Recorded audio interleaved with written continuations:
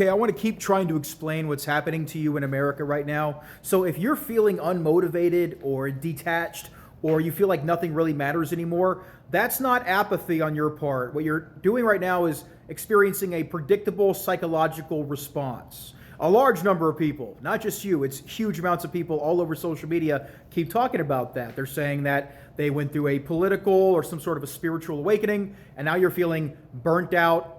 You're feeling like a burnout. You're feeling emotionally flat. There's a loss of future orientation. Carl Jung described this pattern very clearly. He said that when a person undergoes a genuine expansion of their consciousness, when their foundational beliefs start to collapse, the psyche often enters a demoralized phase. Now, Jung, he explained it by saying that it was structural and not moral. He argued that your psychic energy, what he called the libido, is normally invested in external systems like institutions, ideologies, careers, national myths, things like that. And when those systems are exposed to you as incoherent or corrupt, because of course they can be. I mean, you watch one video on this app in your doom scroll and you can have your brain one-shotted about a topic that you've never even known about. And when that happens, that energy, that psychic energy withdraws into itself. The result is not empowerment.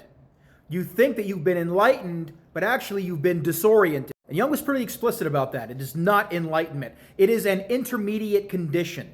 And it carries real psychological risk being in that middle space. Because without some sort of reintegration, awareness produces paralysis. That's why you've never been more aware and you've never been more stuck in yourself. The individual becomes highly informed, but you are increasingly inactive. What happened is your agency was replaced by cynicism. And from Carl Jung's perspective, this is the essence of demoralization.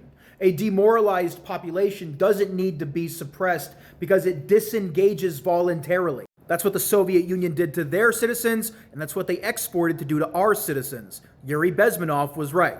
And Jung also rejected, and this is pretty crucial, he rejected the idea that meaning automatically will appear once your illusions are removed.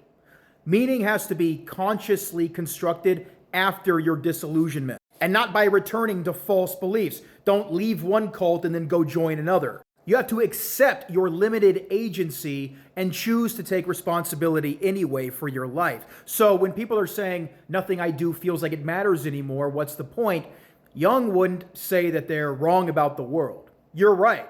You've recognized the corruption and the fallibility and the destruction inherent in the systems all around you. You're correct about that. But you are now in a stalled transitional stage. And this is not the end of your awakening.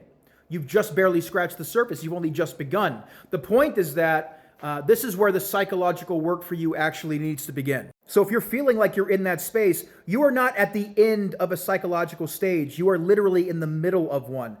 Keep going. Don't stop. You've burnt down the corrupt old building and now you're sitting in the rubble and now you have to build a new one.